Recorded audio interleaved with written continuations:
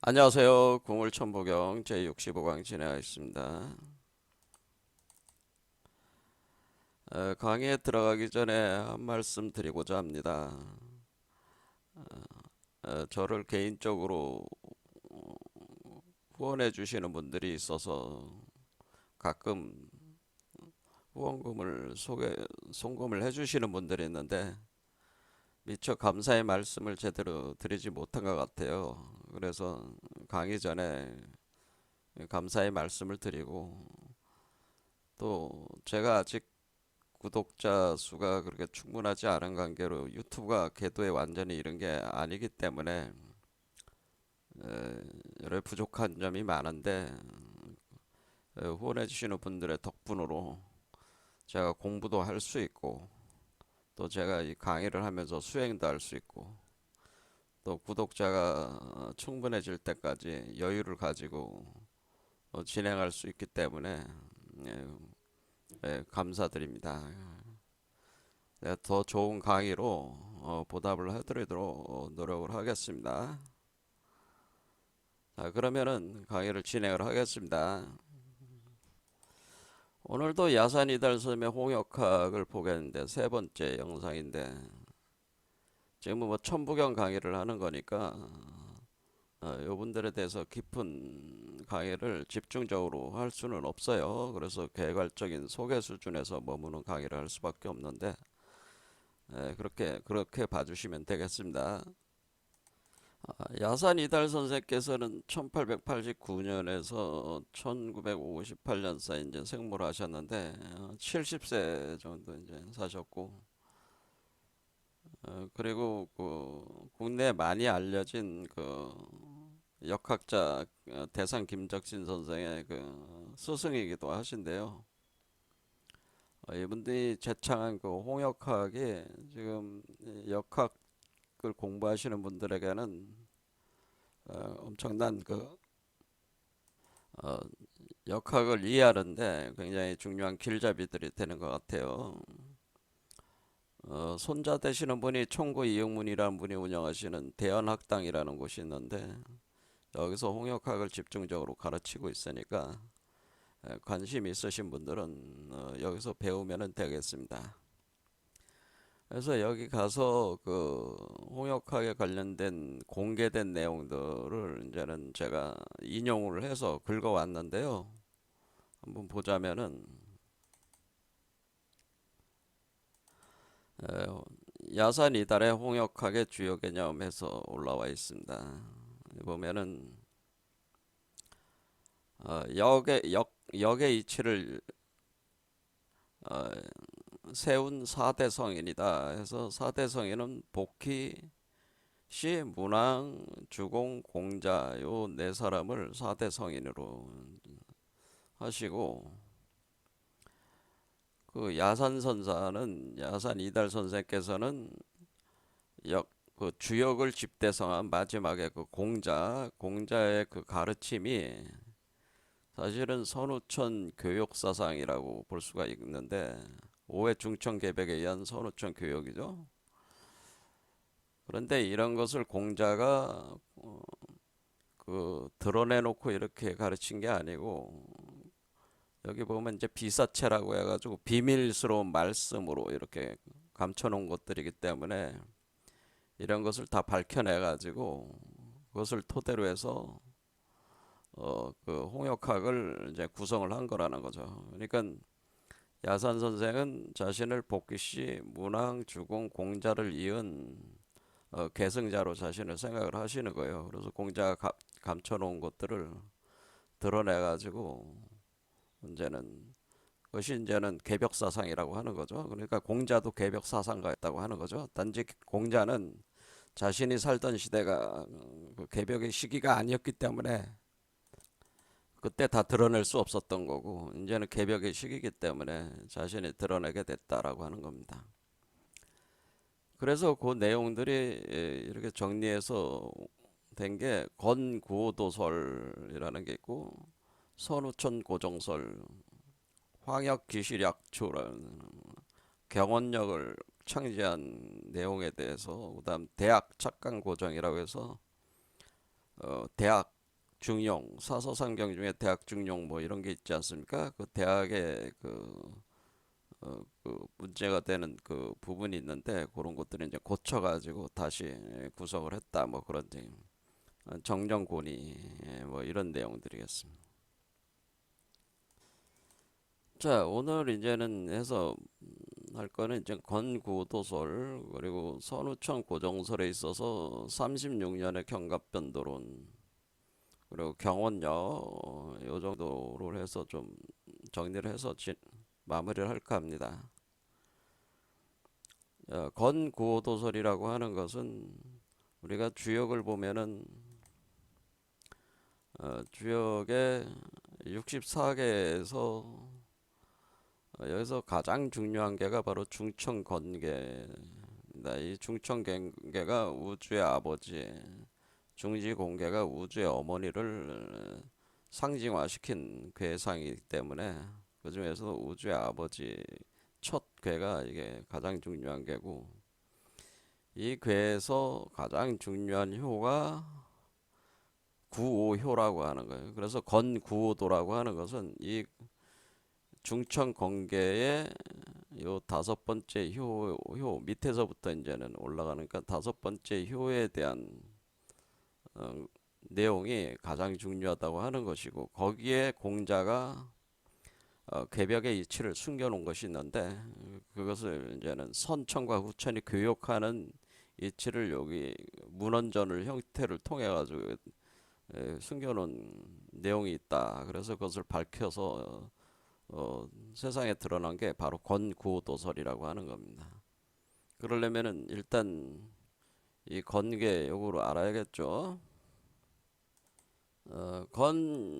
건괴에 대한 내용들이 여기 괴사, 효사, 그다음에 대상전, 소상전, 그다음에 건문헌전 그리고 각 효에 대한 문헌전들이 다 들어와 있는데요. 괴사와 효사는 문왕과 주공이 지은 거고 나머지 뭐 상전이라든가 단전 그리고 문헌전은 공자가 지은 거라고 보시면 됩니다. 그래서 여기 요 단전, 단왈 요거는 이제 공자가 지은 거죠. 요 괴 전체에 대한 괴사에 대한 설명을 하는 건원형이정이라는 게 무슨 의미냐라는 거는 설명한 거니까 요게 굉장히 중요한 문장이기 때문에 제가 볼 때는 잠깐 볼 필요가 있다. 네. 그래서 요 단왈에서 대제건원이요 만물자시하도다 내통천 운행우시 품벌유형 이런 표현은 뭐냐면 요 대우주가 운행하는 걸 표현해 준 겁니다. 대우주가 만물을 창조하면서 여기서 시작이 됐다고 하는 거죠. 그러니까 우리 천부경으로 보면은 일시무실 석상극 무진본 뭐 천일일 지일리 일일삼 이렇게 하면서 쭉 이렇게 나가는 과정이 역적으로는 대제권원 만물자시 여기 시라는 말 있잖아요. 시작한다라고 하는 요 시가 바로 요 시에 해당된다고 보시면 되죠. 그러니까 시작을 해가지고 이렇게 대우주가 전개를 해나가는 거. 그러면은 만물이 창조되는 과정 속에서 그러니까 만물이 시작이 되면서 만물 속에서 인간이라고 하는 소주체가 촬영자로서 이 우주에 등장하기 시작하는 거죠. 그래서 이 대우주가 이제 극즉반으로 이렇게 이제 팽창을 해 나가다가 그러니까 그게 하강하다가 극즉반으로 돌아가는 운동이 일어날 때에 대명종시한다는 거죠. 그러면 이게 여기서 시작했던 이 대우주가 끝마치고 다시 시작할 때에 그런 뜻이죠. 그러니까 우리가 요 대우주의 운동이 팽창해 나가다가 만물 운동, 만물 중에 최령자인 인간 속에서 극즉반의 운동이 일어나면서 이 사람에게서 이전의 대우주 운동이 끝나고 이 사람에게 있어서 안에서 대우주가 새로 시작을 한다고 하는 의미죠. 이렇게 보시면 되는. 그러면은 유기시성 시성 육룡여천이다. 그러면은 유기 그러니까 여섯 개의 위치에서 그 어떤 시기에 맞춰 가지고 어, 이루어진다는 거죠. 일들이 진행이 되면서 성취가 된다는 거예요. 육이라고 하는 거니까 육이는 여섯 개의 차크라다 이렇게 생각하시면 되는 거죠. 아, 그러면 요 사람의 소우주의 그 몸에서 여섯 개의 차크라를 거쳐서 요게 변화가 일어나고 변화가 완성이 돼 나간다는. 그럴 때 우리는 시성 용용이요청 그런 것이 마치 하늘로 수레를 타고 올라가는 것과 같은. 그러니까 요게 이렇게 되면은 요게 되는 거니까 요게 수레바퀴 그러니까 요게 수레의 우측 바퀴고 이건 좌측 바퀴에서 마치 전차를 타고 올라가는 그러니까 수레를 타고 올라가는 것 같이 이렇게 되네. 그러니까 여섯 개의 위치에서 수레를 타고 올라가는 것 같은 그런 형상이다라는. 자, 불교의 이치로 보면은 불교에서 소승이라고 하잖아요. 승 이게 수레 승자잖아요. 요 승자가 요 승자나 같은 거예요. 대승이라고 하는 소승이라는 건 소주 세계에서 수레를 타고 있는 것이 바로 소승이고 대승은 대우주의 수레를 타는 것이 대승이라고 하는. 그러니까 소승이라고 하는 거는 이 인간이라고 하는 소우주 인간 안에서의 그 변화 속에서 상승하고 있는 수행자를 표현할 때 너는 소승을 닦고 있다 이렇게 표현하는 거고, 대승이라는 거는 뭐냐면은 이 소우주 속에서 대우주가 태어나가지고 이제 이 대우주체가 돼가지고 이렇게 운행을 해나가면 우주를 운행을 해나가는 게 대승이다라고.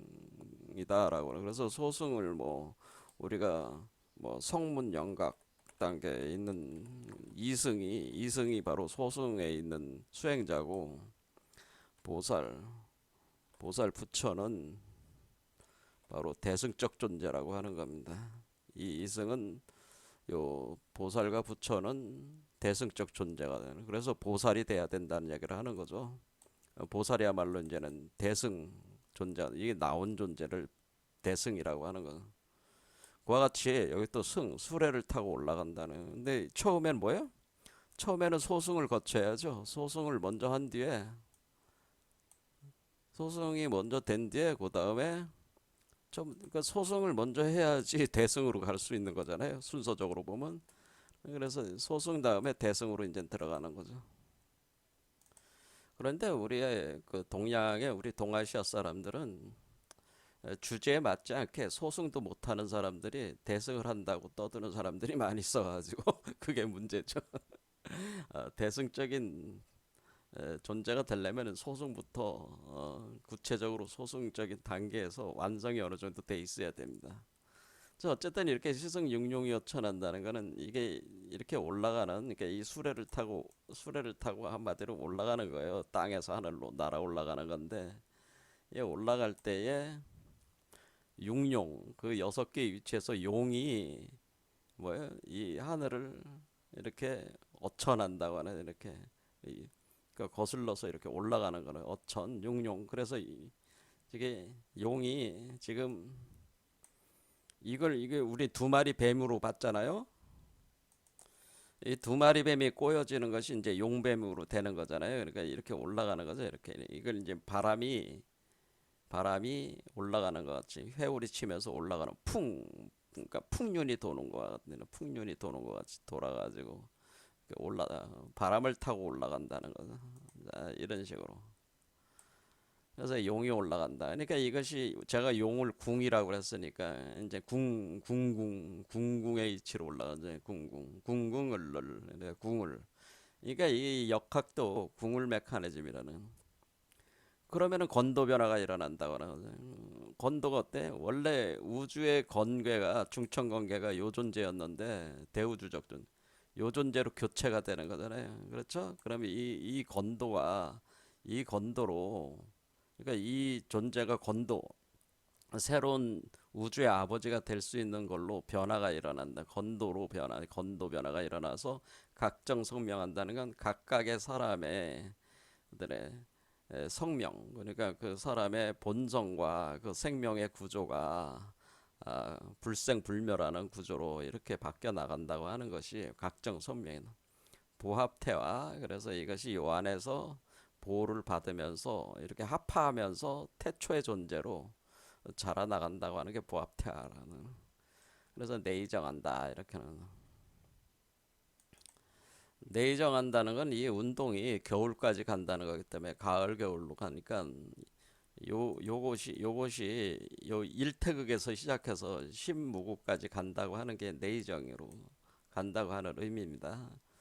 수출섬을 한다고 하는 것은 머리에서 나온다고 하는 머리에서 뭐예요? 새로운 만물이 나온다, 서물이 나온다는 거예요. 만물.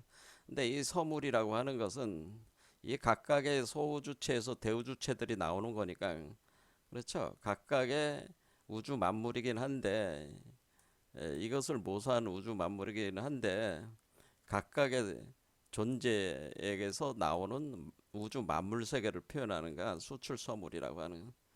이런 식으로 만국이 합령한다고 하는 것은 이 대우주의 우주의 아버지가 우주의 어머니와 합해가지고 그게 택사남계가 표현해 주는 건데, 그래서 영이라는 과정을 거쳐 가지고 이게 자체가 영의 과정이 나가는 게 예, 변화하는 것이 이것이 이 중천공계의 그 총체적인 괴사의 의미다라고 하는 거죠.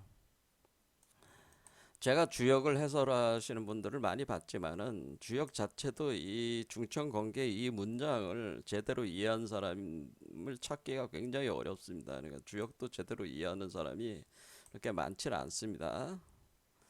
자, 그래서 이렇게 되고 그러면 이제 요 효사를 우리가 보면은 효사도 각 효에 대한 효사가 있단 말이에요. 그러면 맨 밑에 있는 효는 잠용 물용, 물 속에 있는 용이다, 쓰지 마라 뭐 그렇대. 그 다음에 현룡제전이다 그러면 밭에 그 용이 올라왔다는 거죠. 올라온 용이 보인다고 하는 거죠. 그럴 때 이견대인하라 뭐 이런. 그 다음에 군자 종일건건 세 번째 요는 그러면은 군자는 종일이라는 게 이제 마지막, 그러니까 여기서 선천이 끝나고 후천으로 이제 바뀌는 거니까 선천이 끝날 때 건건하다는 뭐는 이전의 건운이 새로운 건으로 바뀌는 지점이라는 뜻이죠. 그래서 석척양 여모고 뭐 이렇게. 그래서 이렇게 해서 혹약재연 하면 그 물 속에서 연못 속에서 용이 도약한다, 도약하는 지점이다. 하늘로 날아오르기 시작한다는 거죠. 그러니까 막 날아오르려고 날개를 달고 혹약한다는 거는 날아올랐다 떨어졌다 날아올랐다 이렇게 자꾸 시험을 자꾸 하는 거예요. 날아올라 보려고 이렇게 하는 거죠. 그때 이제 비룡제천이 바로 구효예요. 요게 이제는 하늘로 날아올랐다는 뜻이죠. 용이. 그럴 때 이견된. 그래서 여기 건구도설이라고 하는 것은 바로 요거에 대한 거라는 거죠. 요거에 대한 문헌전이 있는데 그 문헌전 내용이 요 내용이라는 요거. 자, 구호효사가 비룡제천 이견된이다. 그러니까 요 중천 건계의 다섯 번째 효에 대한 건 지금 용이 날아오른 거죠. 하늘에 날아올랐는데 그때 대인을 봄이 이롭다라고, 대인을 보게 되면은 이롭다라고 하는 표현입니다. 그러면은 여기 요거부터 시작하는 겁니다. 문헌왈 해가지고 문헌왈 여기까지 끝까지. 요게 이제는 요 건고에 대한 문헌전이라고 하는 거죠. 그러면은 문헌왈 구왈, 그러니까 문헌전에서 구가 비룡제천 이견대인이 도대체 무슨 말이냐 이렇게 묻는 거죠. 도대체 비룡제천 이견대인이라는 게 무슨 말입니까? 이렇게 물으니까 이제 공자가 대답하는 식으로 이렇게 글을 쓴 거예요. 그거는 동성상하고 동기상구하고 수료습하고 화취조하고 운종용하고 풍종하는 것이다.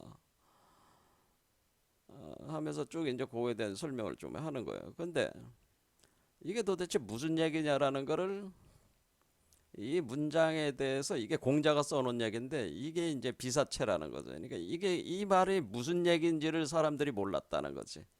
그러니까 기존에 이제는 그 중국의 역학자들도 이게 도대체 왜 이 문장이 도대체 뭘 의미하는 거지? 뭐 이런 식으로 이제는 이게 몰랐다는 거예요. 그거를 야산 선생께서 이거는 요 문장은 그 선천이 후천으로 바뀌는 걸 설명한 것이다라고 하는 거예요. 요 문장. 그러니까 자활에서 공자가 얘기할 동성상부터 즉 각종 기류야 여기까지 문장은 요 문장이 의미하는 바는 선천이 후천으로 바뀌는 것을 표현한 것이다라는 이걸 알아냈다고 하는 거예요. 요 문장은 선후천의 변화를 표현한 것이다. 표현한 것이다 이런 얘기. 그러니까 우리가 보면은 지금 우리가 여기서 이 안에서 선천적인 운동이 있고 이 안에서 그리고 여기서 이제는 이 밖으로 나무 후천이라고 그랬잖아요. 그럴 때 선천과 후천 사이에 변화가 있어야 될 거 아니냐. 그런데 다섯 번째 효에서 변화가 있다고 하는 거예요. 선천에서 후천으로 변화가. 그럼 그것이 우리로 보면은 다섯 번째, 여섯 번째 차크라를 뜻하는 거죠. 다섯 번째부터 해서 여섯 번째에 육화가 돼서 나오는 거니까 그래서 여기다가 변화의 원리를 넣어놨다. 그러니까 선후천 변화를 표현한 건데 선후천 변화를 어떤 식으로 표현한 거냐라는 거죠. 그거는 우리가 그걸 알아낸 게 뭐냐면은 우리가 여기로 보면은 저 문장은 결국 우리가 선천복귀팔계라고 하는 것이 후천문항팔계로 바뀌는 원리를 표현한 것이다. 그러니까 이게 이제는 선천복귀팔계, 후천문항팔계는. 그래서 이 역적으로는 선후천 변화라고 하는 것은 선천이 후천으로 변화한다는 것은 이렇게 된다는 거죠. 이렇게 이거는 선천복귀팔계가 사실은 복귀팔계가 선천의 세계를 표현해주고 있는 선천복귀팔계가 후천을 표현해주는 후천세계, 우리 후천세계를 표현하는 후천문항팔계로 이렇게 후천문항팔계로 바뀌는 이치를 설명한 거다라고. 그 얘기는 뭐냐면은 요 1건이라고 하는 것이 여기 6건으로 오는 거잖아요. 그러니까 선천복귀팔계는 1건이 여기 있어. 그런데 후천문항팔계는 6건, 건이 여기 자리로 온단 말이에요. 그럼 이렇게 오는 거를 표현해 주는 거란 말이에요. 그러니까 이렇게 자리를 바꾸면은 요것이 이렇게 바뀌는 거잖아요. 그러니까 자리를 바꾸는, 그리고 바뀌는 이치, 왜 그렇게 바뀌는가에 대한 선천복귀팔계가 후천문항팔계로 바뀌는 이치를 설명해 준 게 요 문장이다. 그런 얘기는. 그러면 이거는 이제는 앞에 요 숫자는 선천복귀판은 1부터 8까지니까 선천복귀팔계는 숫자가 36수고 36으로 돼 있단 말이에요. 그러면 이제 마주 보는 거는 9로 돼 있단 말이에요. 9수로. 자, 요게 이제는 선천복귀팔계고요. 후천문항팔계는 1부터 9까지니까 이거는 45가 돼가지고 마주 보는 숫자로 합하면은 10이요, 10. 그 차이 알겠죠? 자, 그래서 선천복귀팔계와 후천문항팔계로 바뀌는 이치를 설명하는 것이다. 그래서 이렇게 그림을 이렇게 그리셨다는 거지. 그러니까 요걸 가져오면은 요 두 개를 어떻게 놨다는 거야? 요 안에 있는 게 요 선천복귀팔계고 바깥에 있는 게 후천문항팔계. 이렇게 그림을 그려가지고 요 건개가 이쪽으로 오고 이쪽, 그 다음에 곤개가 여기서 여기로 넘어가고 그것이 그 다음 문장들이 이제 여기 있는 문장들이 그걸 설명해 준다고 하는 거죠. 이렇게 가는 현상들. 이게 이제는 그 선천이 후천으로 바뀌는 거를 바뀜을 표현해 준 거라는 거죠. 그래서 우리는 선천과 후천의 세계가 있다는 거예요. 그렇죠. 이런 식으로 이 도상을 가리켜서 건구오도라고 하는 겁니다. 그러니까 여기서 건구오도설이다라고 할 때 건구오도 그림도자잖아요. 이 그림이 지금 말씀하신 건구오도라는 게 요게 건구오도라고 하는 겁니다. 이렇게 바뀌는 것이다. 그래서 이렇게 바뀔 때에 요거는 이제는 여기 바뀌는 게 글자 수가 45자로 돼 있어서 이것은 낙서수, 그러니까 낙서수에 준해 가지고 요 글을 써놨다는 거죠. 그러니까 이게 지금 이렇게 올라가는 게 낙서잖아요. 낙서의 메커니즘으로 이거 진행된다는 이치를 감춰서 설명을 할 때 요게 45개의 글자로 요걸 표현해 줬다라고 하는. 그 다음에 이렇게 바뀌면은 뭐가 돼? 선우천 변화가 일어나면은 뭐가 나나요? 선우천 변화로 대인이 출현하는 거 아니에요? 선우천 변화를 거치면은 여러분들이 분명히 선우천의 변화로 몸 안에 대인이 몸 안에 있는 이 몸 안에 있었던 이 대인이 몸 밖으로 나오는 거잖아요. 그러니까 이 대인이 출현하게 되니까 그럼 여기서 이견대인이라고 할 때 이 대인이 나온다는 거죠. 그러면 대인이라고 하는 것은 하면서 여기부터 설명이 가는 거지. 이해가 되죠? 그럼 이렇게 대인이 출현해가지고 이 대인이라는 존재는 우주와 하나다라고 하는. 그러니까 지금 이게 대우주잖아요. 우주 아래니까 이 우주 아래 이 대인은 우주와 하나다. 이제 방고 개념이죠. 이게 지금 보면은 방고가 자기의 몸을 찢어서 우주를 만들었다. 그거와 같은 개념이에요. 이게 방고로. 그러니까 이게 방고나 마찬가지다 그런 뜻이에요. 여천지의 합기덕하고 여이럴면 합기면 그 우주 자체가 그냥 방고다, 대인이다라고 하는.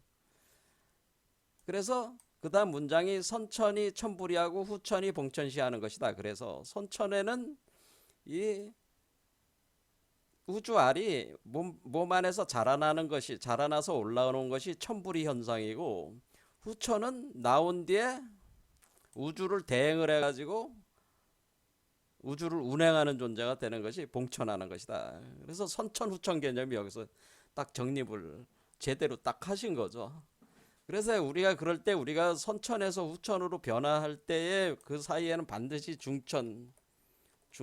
오해 중천 개벽이 있다고 하는 거죠. 오해 중천 개벽이 있으니까 중천 개벽이 있어요.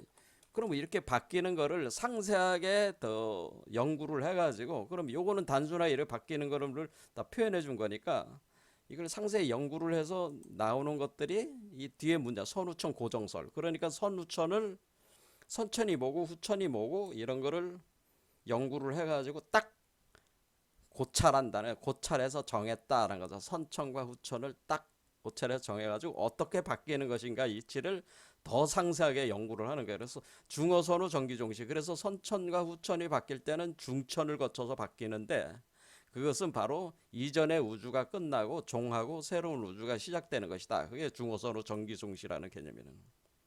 이렇게 이치를 파악을 했다는 거예요. 자, 그러면 우리는 여기서 이분은 그래서 요거는 요 대인이 그러면 출현을 하는 것이다. 그러면 대인이 출현하면 여기 이제 55자로 돼 있으니까 이거는 낙서의 수다. 그러니까 하도의 수다. 여기 요거는 낙서는 1부터 9까지 해가지고 45, 45고 이거는 1부터 10까지니까 55수다. 하도수라고 하는 겁니다. 합하면 100이 되죠. 그래서 이 대인이라고 하는 것은 이 하도를 가지고 우주를 운영하는 자다라고 하는, 그거를 표현해 주기 위해서 하도수에 맞춰서 이 글자 수를 하도수에 맞춰서 55자로 만들었다. 이것이 이제 건구호도설이라고 하는 겁니다. 그러니까 지금 건구호도설은 뭐예요? 선후천의 변화에 있어서 선천복귀팔계에서 후천문왕팔계로 괴가 변화하면서 거기서 그 중어 선후, 그러니까 우리가 선천이 후천을 볼 때 중천 과정을 거쳐서 가는데, 그때 우리가 대인이 출현한다. 이 대인이 만들어질 때에 대인이 출현할 때 그 대인은 새로운 우주의 주인이 돼가지고 이전의 우주를 대체를 해서 새로운 우주의 주인이 돼서 우주를 운영하는 존재가 되는 것이다라고 하는 것이로, 거기서 선천은 무엇이고 후천은 무엇이고 이렇게 선후천이라는 개념이 이렇게 정확하게 그 표현을 해주고 있는 거죠. 그러니까 선후천이라는 개념이 여태 우리가 뭐 후천개벽이다 이렇게, 그러니까 우리가 후천개벽이라는 말을 쓸 때는 뭐야? 후천개벽이라는 말을 쓰는 건 이게 나온 뒤에 이 후천이기 때문에 이 나온 이후의 세계가 열린다고 하는 게 그게 후천이니까 그게 후천개벽이라는 의미라는 거죠. 이해가 되시죠? 자, 그래서 요거를 갖다가 이런 거를 이제 분석을 해가지고 이제 알려줘요. 이렇게 학문적으로 치밀하게 이제 전개를 한 거죠. 자, 그 다음 보겠습니다. 그 다음은 이제는 우리가 선후천을 이렇게 고정을 한다는 게 이제 더 정확하게 해서 제가 오해 중천 개벽이 일어난다라고 말씀을 드렸잖아요. 오해 중천 개벽이다. 자, 그럼 오해 중천 개벽을 이제 어떻게 표현하는 거냐? 이제 지금 한 두 번 앞에 강의에서 뭐라 그랬습니까? 이거를 규명을 할 때 소강절의 그 선천 역학 체계를 통해 가지고 그 날수를 정확하게 이제 잡아낸 거 아니에요? 그러니까 이렇게 그러니까 요거죠. 선천 복귀 64개 방위도라고 하는 거 이분이 하신 거를 가지고 한 거니까 결국 우리는 어떻게 볼 수가 있는 거냐면은 여러분들이 딱 보기에 그럼 이 선천 복귀 64개 방위도라고 하는 것은 요걸 확장해 놓은 거란 말이에요. 요거를 64개 구조로 그러니까 지금 3개 효가 아니라 6개 효 구조로 해가지고 88에 64 해가지고 8개 해서 64개 구조로 요거로 확장해 놓은 겁니다. 이렇게 확장해 놓은 거니까 이 소강절은 뭐예요? 소강절이라는 사람은 그러니까 이 선천적인 구조에서 그 인류 역사의 시간에 이렇게 대응을 해가지고 이게 추산하는 거. 이걸 가지고 지금 야산 이달 선생도 1948년 2월 5일이 후천의 시작이라고 하는 것을 밝혀낸 것이잖아요. 이분의 그 연장선상에서. 자, 그건 뭘 가지고 한 거예요? 이걸 가지고 한 거죠. 이거 가지고 추산한 거예요. 이거를 더 치밀하게 세밀하게 만들면은 이게 되는 거죠. 64개 구조로 만든 거죠. 이거는 그렇죠? 64개 구조로 만든 뒤에 요 지점이다. 선천적인 개념으로 보면 여기가 바로 그 1948년 2월 5일이다라고 하는 것을 밝혀낸 거 아니겠습니까? 그러나 우리는 지금은 이제는 그러나 이거는 1948년 2월 5일까지 2월 5일 그러니까 2월 4일까지 그러니까 이게 이제는 이 전에는 이제는 개념은 어떻게 되는 거예요? 그러면은 이렇게 보면은 우리가 이게 선천복귀 8개라고 하는 것은 이 선천세계가 끝났잖아요. 1948년 2월 5일이 2월 5일로 2월 4일 날 끝난 거라고 봐야죠. 양력이니까. 그러니까 2월 4일 날 끝났어. 그럼 후천 세계는 2월 5일부터 시작된 거 아니에요? 그럼 후천 분황 8개로 새롭게 시공간 구조를 다시 추산을 해야 되지 않겠어요? 그래서 야산 선생께서는 이제는 소강절의 이 시공간 구조가 추산하는 게 필요가 없다고 하는 거죠. 이거는 이제 정리를 해야 된다. 이거는 소강절의 이 그 선천 복귀 64개 방위도라고 하는 것은 선천을 기준으로 해서 어떤 선천? 요게 만들어지는 게 선천이죠. 요 만들어지는 그 과정을 추산하기 위해서는 우리가 이걸 썼지만은 1948년에 이 우주가 평균적으로 후천으로 넘어갔으니까 이제는 후천의 시간 구조를 새로 이제는 정해야 된다 해가지고 이분이 만든 게 바로 선후천 고정설이라고 하는 게 그러면 우리가 후천이라고 하는 건 그러면 선천 복귀 64개 방위도를 쓴다면은 후천은 뭘 가지고 쓰냐? 후천은 이걸 가지고 쓴다는 거죠. 주역 64개 그러니까 주역 64개를 이용을 해가지고 시간 구조를 만든다라고 하는 겁니다. 그럴 때 우리가 여기서 이게 바로 야산 이달 선생께서 만든 새로운 새롭게 이제 열리는 후천 시대에 맞게 시공간 구조를 이렇게 다시 구성을 한 그림이 요겁니다. 요거. 자, 이해되시죠? 그러니까 지금 어떻게 된 겁니까? 그러니까 우리가 이 소강절의 그 개념이 소강절의 이게 이걸로 바뀐 건데 자 그래서 후천 문항 8개라는 거 이제는 이걸로 바꿨으니까 이거는 이제 주역을 사용을 해가지고 시공간 구조를 후천에 있어서 선후천 개념을 다시 나누고 그것을 재구조화 시키는 그 고정 작업 연구를 해가지고 정하는 작업을 했다고 하는 겁니다. 뭐 그런 걸 아주 상세하게 이제 들어가면 시간이 너무 많이 흘러가니까 요 정도에서 멈추겠습니다. 자, 선우천 고정설에서 오늘 보려고 했다는 거는 36년 경갑변도 현상을 얘기를 하려고 했던 겁니다. 이분이 이제는 36년 경갑변도가 일어난다라고 말씀을 하십니다. 이게 뭐냐면은 야산 이달 선생께서는 이제는 그 난세 구명의 방편으로 주문을 이분도 사용을 하셨습니다. 근데 그 주문이 어떤 주문이 있냐면은 요 주문 있어요. 요 주문 으로 가져와 보겠습니다.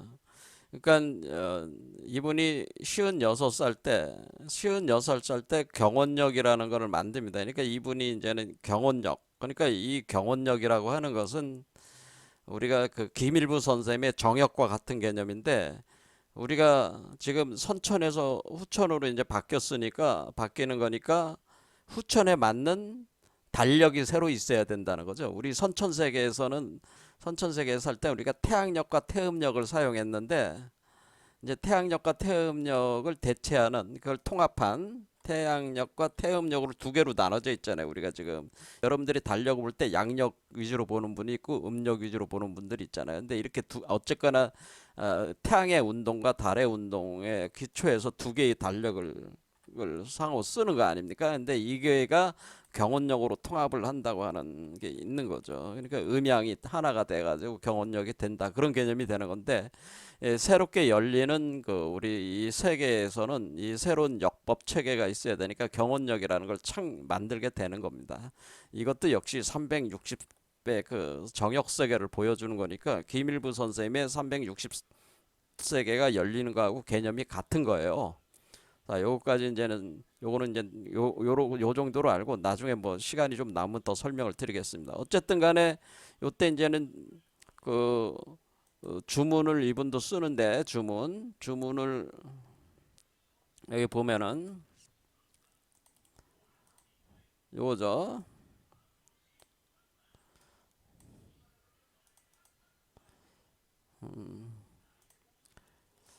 참 이게 이게 굉장히 이런 내용은 어디 가서 들어보지도 못하실 거예요. 여러분들이 공부를 요즘에는 대연학당에서도 이런 거를 제대로 가르쳐 주지는 않는 것 같아요. 제가 공부는 안 해봤지만 거기서.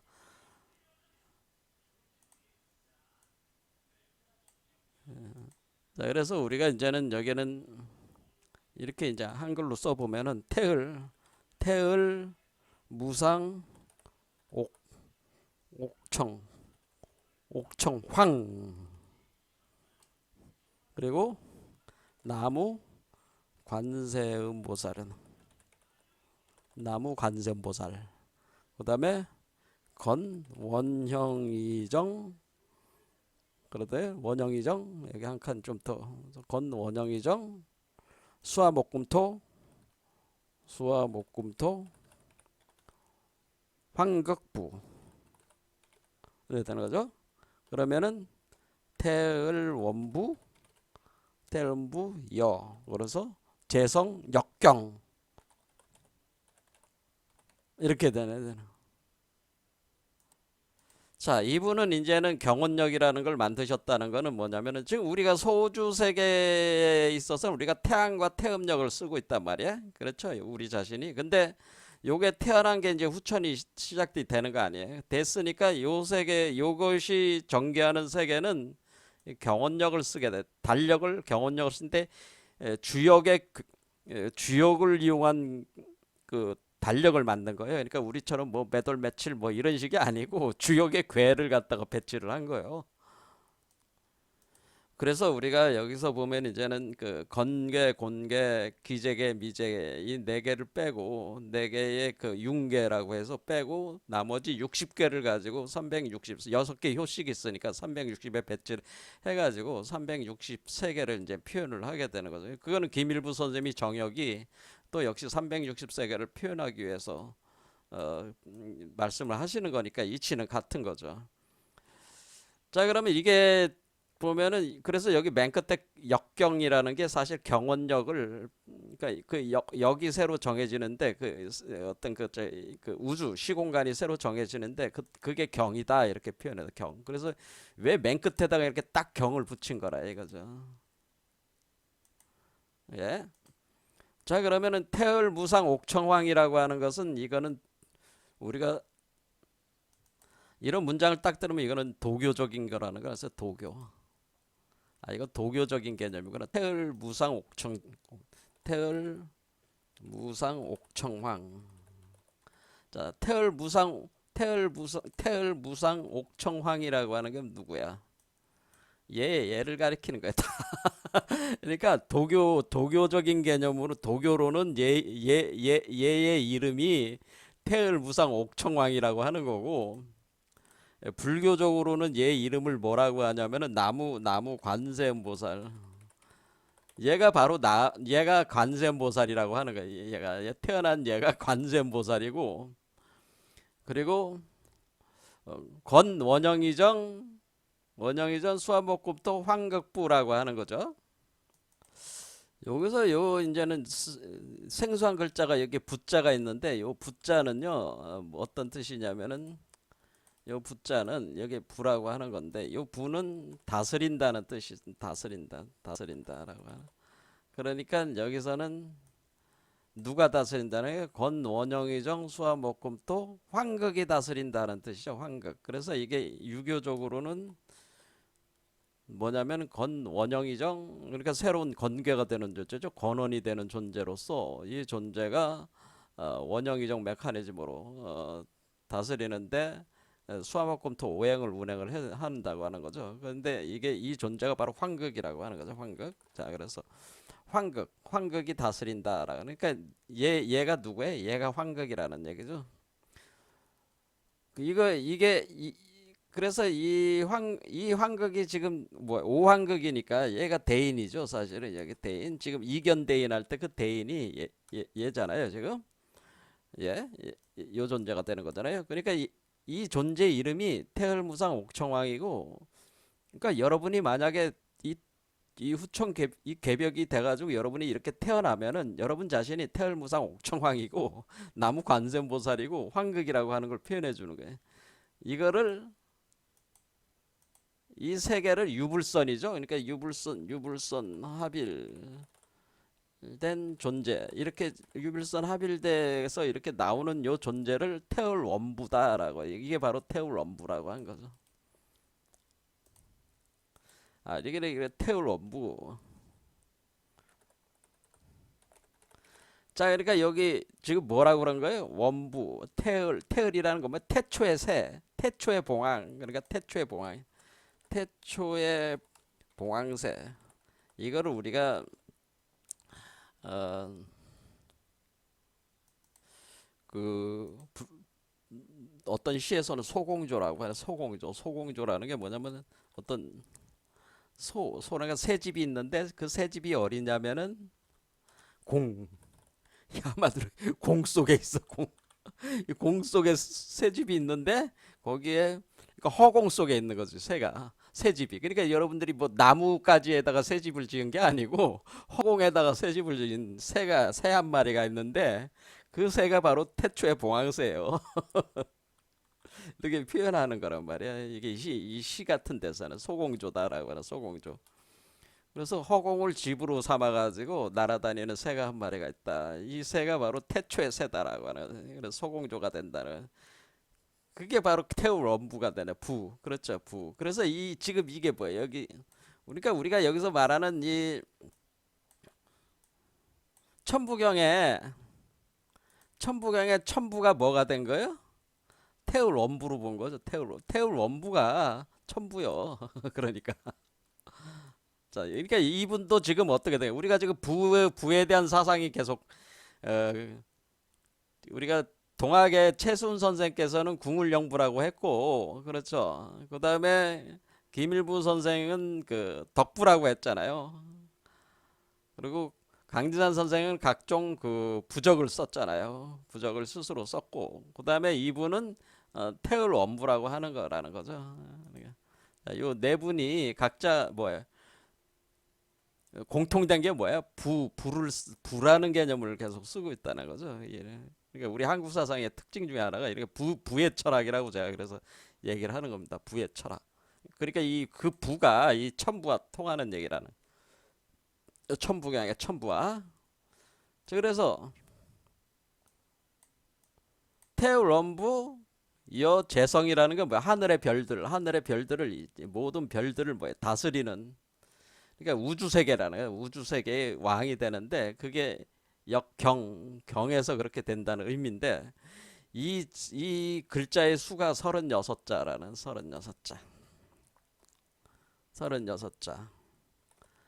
지금 여러분 태을 무상 옥청에서 숫자를 세보면 36자가 됩니다. 근데 이분이 왜 36수에다가 모든 걸 이제는 우겨 넣었는데, 이 36년 경갑변도, 이렇게 36 헛도수라고 그래요. 36 헛도수. 이 36 헛도수라는 것이 굉장히 중요한 개념으로 등장을 하는 겁니다. 이렇게 36이라는 숫자를 굉장히 중요하게 본다. 근데 이 36이라는 거는 그 소강절의 시에도 이제 이렇게 나와 있는 거죠. 소강절의 시에 36궁 도시춘이다 이런 얘기가 있어요. 이게 소강절이란 사람, 소강절이 굉장히 이 사람을 제가 굉장히 높게 평가하듯이 야산 선생님도 굉장히 높게 평가하는데, 이분이 이제는 36궁 도시춘에 관련된, 근데 이것은 선천복귀8개를 시로 읊은 거예요. 사실은 이건 선천복귀8개를 시로 읊었다. 자, 선천복귀8개는 여러분들도 아시다시피 선천복귀8개는 좀 전에 제가 뭐라고 그랬습니까? 이 선천복귀8개는 1부터 8까지 있으니까 이게 36수로 돼 있다 그랬어요. 다 숫자를 다 합하면 36이고 이 후천문항8개는 45라고 그랬잖아요. 그러니까 이 36이 의미하는 거는 선천복귀8개를 얘기하는 거예요. 그러니까 이 시는 선천복귀8개를 얘기하는 거죠. 선천복귀8개에 대한 설명을 한 겁니다. 그러니까 선천복귀8개를 시로 지어서 이렇게 했다는 것은 무엇이냐면은, 지금 우리가 지금 우리 몸에서 요게 자라나올 때, 이 자라나오는 그 기간은 선천세계 아니에요? 그러니까 선천복귀 64개로 표현될 수 있는 세계가 이 우리 몸 안에 있을 때는 그 세계로 표현할 수가 있는 거죠.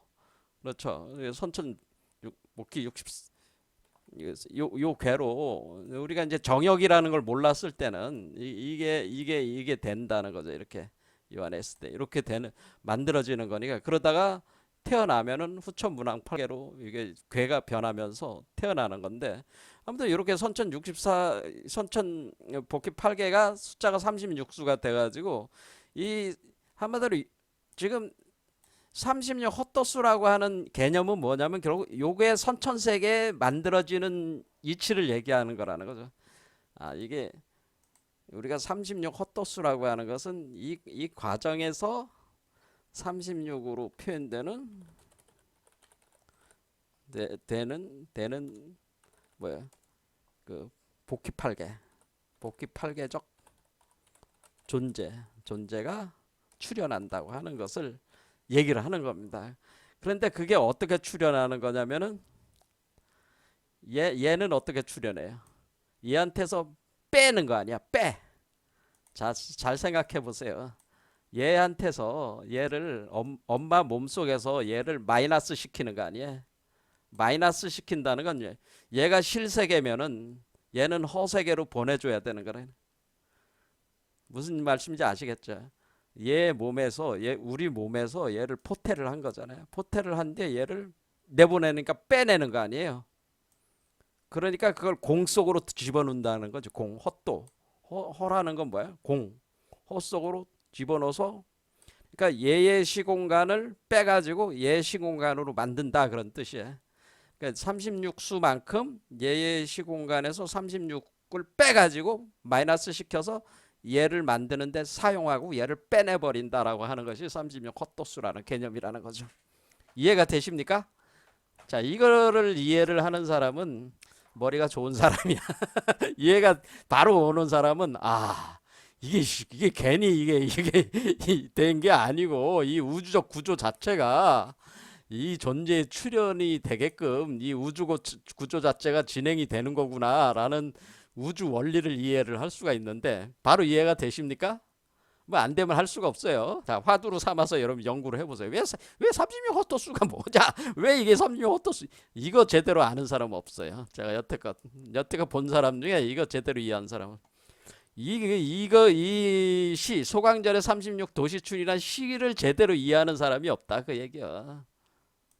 자, 아무튼 이거는 소강절의 36공 도시춘이라는 말과 같은 그 이치인데 이게 36 헛도수를 경갑변도에 의한 36 헛도수가 일어난다고 하는 거는 자, 그러면 이분이 그럼 36 헛도수를 어떻게 만드냐? 이제는 규명을 할 때 우리는 1900 그래서 이걸 가지고 이거 쓰는 거야. 이거를. 그러니까 우리는 제가 뭐라 그랬어요? 계속 1948년 2월 5일이 그 후천의 시작이라고 그랬잖아요.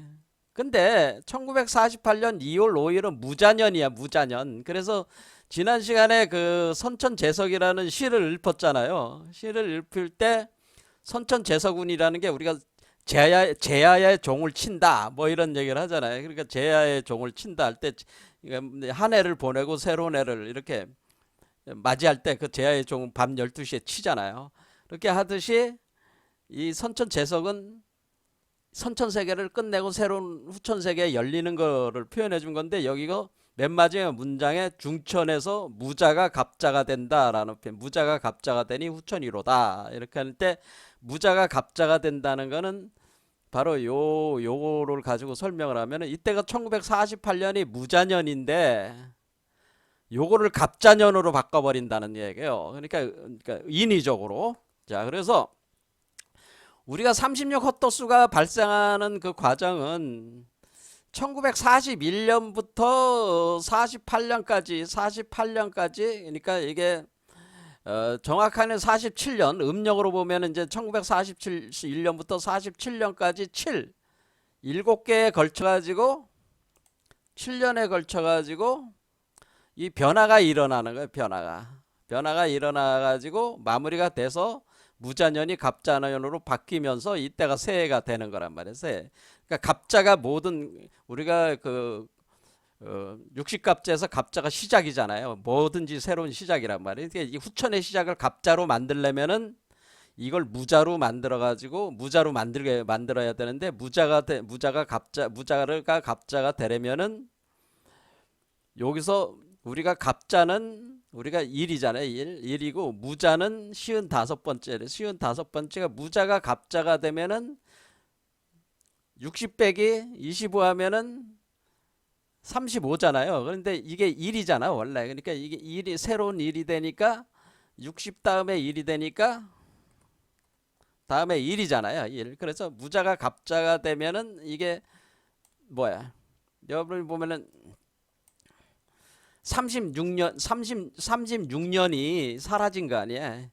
그러니까 무자년인데 내가 지금 무자년이야. 무자년인데 야, 무자년 우리가 이 갑자년으로 하자. 어느 날 이제 대통령이 이렇게 하는 거야. 그 국가의 대통령. 야, 우리가 올해가 그 음력으로 갑자로 뭐 어떻게 돼? 그러니까 우리가 무자년인데요. 그럼 오늘부터 갑자로 바꿔. 뭐 이렇게 딱 던져버려. 그러면 어떻게? 국가 법률로 공포해. 그러면은 갑자년이 딱 되는 거죠. 그러면 어때요? 무자년을 왜 갑자년으로 바꿨어요? 이렇게 이제 국민들이 물을 거 아니에요. 36 헛도수가 일어났으니까 바꿔야지. 이렇게 이제 한다는 거지. 그럼 어때요? 이 36수만큼 차이가 있는 거 아니야. 그러니까 우리가 여기서 그러면 지난 6년 사이에 지난 7년 그러니까 지난 7년 동안에 이 변동이 그러니까 무자에서 갑자가 되기까지 이 변동이 7년에 걸쳐 가지고 일어났다고 하는 것이 요 글인데 이걸 설명 또 시간이 너무 많이 지나는데 여기서 경신년 그러니까 경신년이 57이잖아요. 그럼 갑신년이 21이잖아. 그러면 어떻게 돼? 이것도 36년 차이잖아요. 똑같은 거예요. 이런 식으로 36 차이만큼 건너뛰어 점핑 해 온다는 거지. 근데 이게 6년에 걸쳐 가지고 66에 36 그러니까 사실 7년이잖아. 7년인데 요 때는 3년. 요 때는 3년 바뀌고 요걸 배당을 하는 거야. 6년 6년 6년 6년 6년 하면 뭐 어떻게 돼요?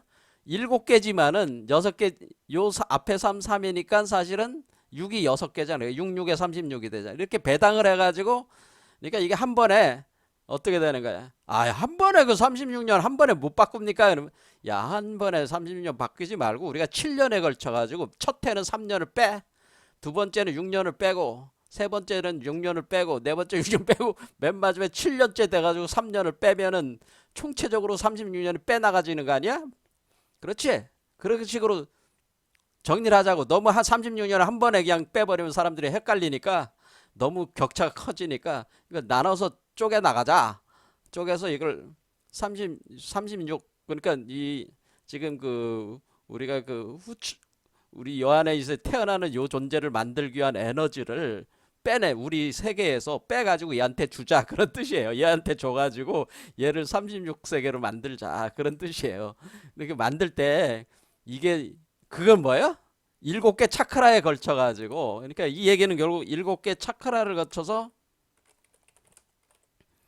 7개 차크라를 거쳐서 3년, 6년, 6년, 6년, 6 다섯 번째 3 하면 뭐야? 1, 2, 3, 4, 5, 6, 7 이렇게 7개 차크라를 거쳐서 36수를 현실 세계에서 우리의 세계에서 그러니까 지금 소주 36수를 우리 소주 세계에서 빼가지고 포태되는 세계로 시공간을 보내자라는 우리의 시공간의 에너지를 빼가지고 그것은 마치 뭐와 같은 게 이거는 엄마가 아이한테 젖을 주는 거와 같잖아요. 엄마가 그 태아로 돼 있는 아이한테 젖을 줘가지고 그러니까 자기 엄마 몸속에 있는 젖을 빼가지고 아이한테 주는 거잖아요. 그럼 그 아이가 자라잖아요. 그 아이를 빼내는 거죠. 몸 밖으로 빼내지. 그러면 빼지는 거잖아요. 이게 헛도수라는 거죠. 그런데 그것이 뭐 한 번에 촥 먹여가지고 빼는 게 아니고 올해는 삼수만 먹이고 다음에는 육수를 먹이고 이렇게 단계적으로 빼내가서 36수를 만든다고 하니까 요게 36수로 나온다고 하는 거예요. 요걸 빼내는 것이 36 헛도수라는 거지. 요걸 36수로 만든 뒤에 빼내게 된다고 하는 거죠. 이럴 때 우리가 경갑변도라고 하는 것은 심장을 기준으로 요 심장 그러면은 우리가 요게 심장이 중요하다고 그랬잖아요. 요 심장을 기준으로 해서 갑이 경으로 바뀐다라고 하는 겁니다. 그러니까 이때 갑신년의 갑을 경신년의 경으로 바뀌면은 경갑변도다 그러니까 이게 네 번째잖아. 41, 42, 44. 그러니까 첫 번째 차크라, 두 번째 차크라, 세 번째 차크라, 네 번째, 다섯 번째, 여섯 번째, 일곱 번째 차크라로 생각을 하시면은 네 번째 차크라, 심장 차크라에서 갑신을 경신으로 딱 바꿔버리면은 심장 차크라가 그걸 중심으로 해서 확 전환이 일어난다고 하는 거를 우리는 여기서 알 수 있단 말이야. 이게 딱 일어난다고 하는 이거를 역에서 뭐라고 해야 하느냐면 이것을 궤를 두 개로 가지고 설명을 했다는 거지. 지난 시간에 많은 말씀드렸는지 모르지만 삼풍고개와 중풍송계에서 얘기했다는 거지. 삼풍고개는 성갑삼일 후갑삼일 갑. 중풍송계는 뭐냐면은 성경삼일 후경삼일 경 해가지고 이 두 개가 사실 이렇게 경갑변도 36수가 일어나는 현상을 설명하고 있는 이 두 개가 이치를 설명하고 있는 게 이 두 괴라는 거예요. 이게 비밀이 여기 숨겨져 있다고 하는 거예요. 그런 게 그러니까 시공간을 추산할 때 이걸 가지고 추산한 거란 말이야. 자, 이제 시간이 많이 흘러서 이제 여기까지 하겠습니다. 이제는 뭐 나중에 뭐 여러분들한테 이 강의들을 더 상세하게 할지 모르겠지만은 어쨌든 간에 이것은 이렇게 우리 심장을 그러니까 이거는 제가 볼 때는 뭐야? 이거 차크라 이론이구나. 그러니까 경갑변도 이론이 차크라 이론이구나 이게. 그래서 우리가 심장 차크라를 기준으로 해서 갑이 경으로 바뀌는 거니까 경갑변도라고 하는구나. 그럴 때 우리가 36 헛도수를 발생을 시킨다고 하는 것은 우리 세계에서, 우리 소주 세계에서 새로 우리 안에 포태된 세계로 36수를 넘겨주는구나. 그러니까 우리 세계의 시공간의 그 에너지를 얘의 시공간의 에너지로 주는, 그러니까 빼주는, 내 거를 빼주는, 그러니까 나에게 있어서는 헛수가 되는 거, 허수로 돌아가는. 그런데 얘에게서는 뭐예요? 이게 실수가 되는 거죠. 얘는 실이지. 그렇죠. 나한테서 빼가고 얘는 얻게 되는 거예요. 그것이 바로 손익의 개념이다라고 하는 겁니다. 자, 오늘 여기까지 하겠습니다.